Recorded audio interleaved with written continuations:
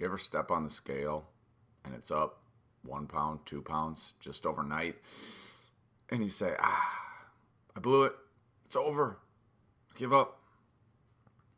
You did not gain 2 pounds of fat overnight. The scale is not a body fat detector. The scale just tells you your pull against gravity that day. Today we're going to dive into all the reasons, good, bad, and ugly, why the scale could go up in the short term, in a medium term, and in a long term. So let's dive in. 3 time frames we're going to look at: day to day. Day to day fluctuations, up or down, are usually never fat gain. There may be some grams of fat, up or down, but the fluctuations you see on the scale are water weight, food volume, sodium retention, carbs, stress, sleep, hormones, bathroom habits. We'll dive into those. Week to week. So let's say you are doing what I suggest in tracking a moving average week to week. This could be fat gain, fat loss, or just a normal fluctuation. This is where oftentimes, as the dietitian, I put on my hat and I dive deeper into, okay, what's going on here? Month to month, if your goal is body composition change, whether it be fat loss, muscle gain, month to month is the most likely to show real composition change. Now, the scale still can't really tell you that. So I'm a big proponent of other metrics to measure if the goal is to lose fat or build muscle. Even the fancy scales that tell you body fat percentage are highly inaccurate because of how they operate. It's a decent metric, but quarterly or even every other or twice a year, DEXA scans can be really powerful, but different topic, different day. All right. Now, what actually causes fat gain? And this is science. This is facts over feelings, so you may not like what you hear here. Fat gain comes from consistently eating more calories than your body burns. Now, I want to stop right there because when we say more than your body burns, so many people get this mixed up that, okay, I just need to burn more calories. How do we burn more calories? More exercise. The biggest chunk of your calorie burn or caloric expenditure comes from just being alive. Your body needs to operate all of its systems. That's called your basal metabolic rate. So before you say, I'm just going to burn more calories, hold up. This is why I separate nutrition from training. Training has so many other benefits besides burning calories. Yes, you burn calories when you exercise, but the benefits that we're after are far beyond that. So, fat gain comes from consistently eating more calories than you burn. And this can be over a period of a week, a month, multiple years. This is how, where people who have significant levels of body fat will be like, I don't know what happened. I don't know. It's like I just blinked and I gained 50 pounds. Well, you didn't. It just, you ate in a caloric surplus over and over and over and over and over again. And overall, your average day of eating was a surplus. It's not from one salty meal. It's not from one late night dinner, one high carb day, one missed workout. Oh, I missed a workout, I gained fat. No. It's repeating, overeating, weekend blow-ups, liquid calories, mindless snacking, inconsistent tracking, even if you are tracking. Calories count whether you track them or not. This is where, one of my probably overused at this point, but favorite analogies, you can't put in C plus effort and expect A results. It's true. Now let's talk about some of the good reasons why the scale can go up.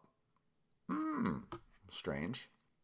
Well, strength training If you started a new program, especially, and you're like, man, I'm a little extra sore. Soreness is not something that we're like striving for when we work out.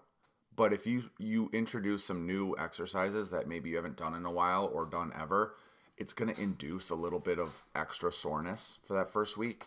That can lead to some temporary inflammation and water retention. So a lot of times with my clients, it's like, hey, you started a new program. Remember what happens? Scale can go up temporarily. If you've increased your carbohydrates, your body's storing more glycogen, the storage form of carbs, in your muscle. And that's a good thing. That's your fuel for your high intensity workouts. That's also why when people go low carb or no carb, they lose weight really fast. They're not losing fat really fast. They're losing a ton of water weight and stored glycogen weight first. Then they start losing fat. More food volume from eating higher protein, more fruits, more veggies, more whole foods. It can physically weigh more in your gut, even if calories are controlled. Better hydration.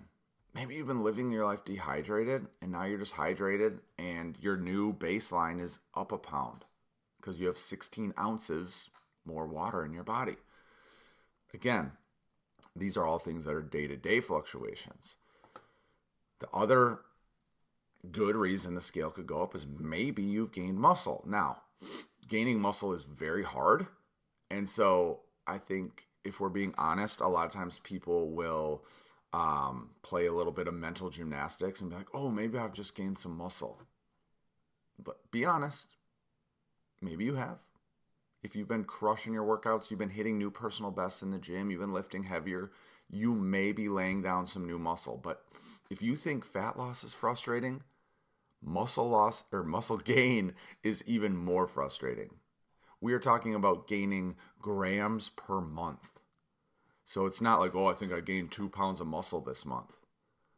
Unless you are at a peak natural hormone level. So, high school, raging, testosterone, or you're on some form of hormone replacement therapy. Then yes, you can gain some pretty wicked muscle pretty fast. However, naturally, it gets harder and harder as we age. It's not impossible, but it gets harder. So, I wish it was always the case where, oh, maybe the scale's just up because I've gained some muscle. Maybe, but maybe not. Kind of neutral reasons why the scale might go up. Extra sodium, more water retention. Water follows sodium. A little bit more carbs one night, you're going to hold on to more water. Water follows carbs. You ate dinner a little bit later.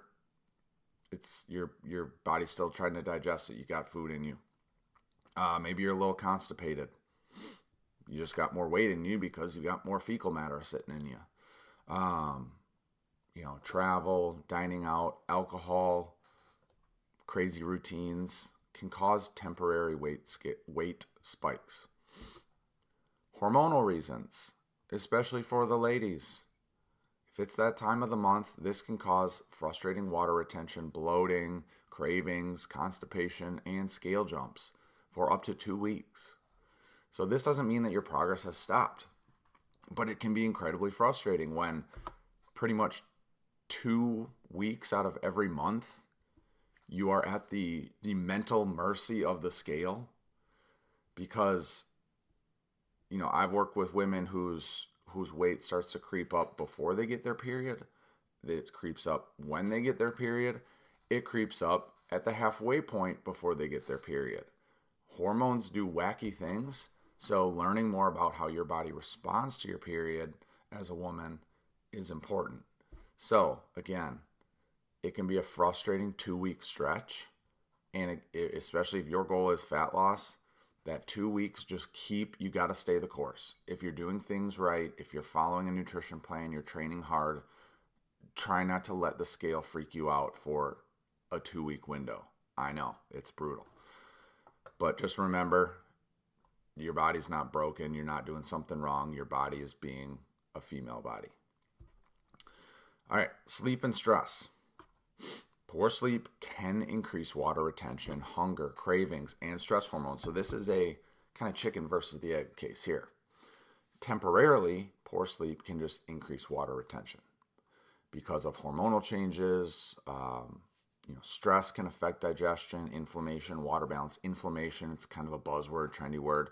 However, it also throws off your hormones that lead to more hunger and craving. So it can then lead to more of a unconscious overeating, right? Like 1 to 2 bad nights of sleep makes people more likely to reach for highly processed foods, sugars, snacky stuff because of how your hormones change. So you're fighting against your hormones at that point, and then it can lead to overeating. So if your sleep is frustrating you, I get it. It frustrates me at times, but the answer is not, I just need to eat less. The answer is, be aware that your body is going to start fighting you, and there's going to be cravings, and you need to focus on getting back in your sleep routine, stay hydrated, do your workouts, and really double down on your tracking, or at least you're paying attention to your nutrition. All right, now let's get into the ugly reasons. Why are the ugly reasons why the scale goes up? And ugly maybe is not the right term here, but the ones that people don't sometimes want to hear or want to accept. And I've been there. I've had what I call come to Jesus talks with myself when I've been trying to dial things in, lean out a little bit, and the scale's not going down. I'm like, oh, maybe. And it's like, no, dude, you've been tracking 5 out of 7 days. You've been, not logging a couple hundred calories every night. Like sometimes you just got to have that real talk. So actual overeating. You're just eating too much. Or the weekend calories. Maybe you're in a deficit Monday through Thursday. Friday, Saturday, Sunday comes and you throw it all out the window. It's very easy to do, very possible. Alcohol. Alcohol is an entire topic on its own, but it suppresses fat burning because your body has to break down alcohol because it is a toxin. BLTs, bites, licks, and tastes. They add up. 20 calories here, 30 calories there, can add up to hundreds over the course of a day. Eating out. The more you eat out, the less in control of your food you are. And I always say the chef doesn't care about your macros. So you may order a steak and a veg, but how much butter is on that steak? How much butter is on those veggies? How much salt is on that? They are putting so much more than you would at home. It's crazy. If you've never worked in a kitchen, you'd be amazed at how much butter and salt goes into meals. That's why they taste different at restaurants. Even if you're a good chef, and you're like, man, why do they always taste so much better at restaurants? Because they load them up with salt and fat. Not tracking, honestly. This is a tough conversation that I have to have with clients. And I always say, look, I'm not calling you out. I'm just saying, here are some things that could be happening. But it's very hard to track, honestly. It's not everyone wants to weigh things out and track things by the gram, but I truly believe that if you do this for at least a short period of time, you can learn a lot. Prime example, a medium banana. What's a medium banana? I don't know. Is it an 80-gram banana or is it a 160-gram banana? That would be twice the calories, twice the amount of carbs. And it's a banana. It's a fruit. So you can see how, one person's measurement of X, Y, or Z can be another person's half measurement of X, Y, or Z. This is where tracking truly helps. Again, once you do it, it's not that bad. So the scale's gone up. What do you do instead of panic? If you can, weigh yourself daily, first thing in the morning, empty bladder, if possible, empty bowels. I know the timing doesn't always work out. Naked, that's your weight for the day. Pay attention to trends. Pay attention to weekly or bi-weekly trends. Use that average. Compare your averages across 3 to 4 weeks. And again, especially if you are a lady who's still getting your period, this can be very frustrating because even in a 2-week period, the scale can play tricks on you. Other one too, depending on how much fat you actually have to lose, a very standard rule of thumb, that's kind of floated around in the industry that I do like is if you are a woman, 150, around 150 or less, but you still have some fat to lose, we're looking at a quarter to a half pound a week as far as a realistic, sustainable, and healthy rate. So you extrapolate that out to a month, 1 to 2 pounds a month. Yeah, I know no one wants to hear that. No one's writing about that. No one's putting that on a magazine cover. But that's a sustainable rate. Obviously, that also matters on your frame, right? One woman at 150 might have a lot of muscle mass, might have barely any fat to lose. One may have no muscle mass, be on the shorter stature side, and have a lot to lose. There's so many, it depends here. Pay attention to your habits, not just weight. Am I being real with my tracking? Am I focusing on protein? Am I being compliant with what I'm trying to do 7 days a week and not 5? Did I start a new workout program? Is my sleep worse? Pay attention to these things. There's so many variables. And again, this is what I do on my side when a client checks in. It's not just, okay, up your calories by 50 calories, increase protein by 10 grams, add 30 minutes of walking every day. No, I'm looking at deep dives into things, like things that you may not even expect. And then I will ask questions to my clients. So, well, you mentioned this. Tell me more about this. What's going on? Okay. This makes sense. Here's why. So sometimes if you get emotional with these things, I get it. The scale can be an emotional head case, can lead to an emotional head case. This is where I come in. This is where a good coach comes in, helping guide you through, helping take the emotion out of things, right? I work with several awesome financial advisors, people in the investing space, and they do the same thing. If you can't stomach the ups and downs of the market, let someone else manage your money for you. If you can't stomach the ups and downs of a stupid scale, let someone help you, okay? So remember this. It's not always the bad reasons why the scale goes up. It can be. Sometimes you got to be real with yourself. If you continue living in la la land and thinking that you're just constantly gaining muscle, even though you don't see that in the mirror, got to keep it real. But keep it real. 1 day, 2 days, 3 days, even 1 week sometimes. Don't panic.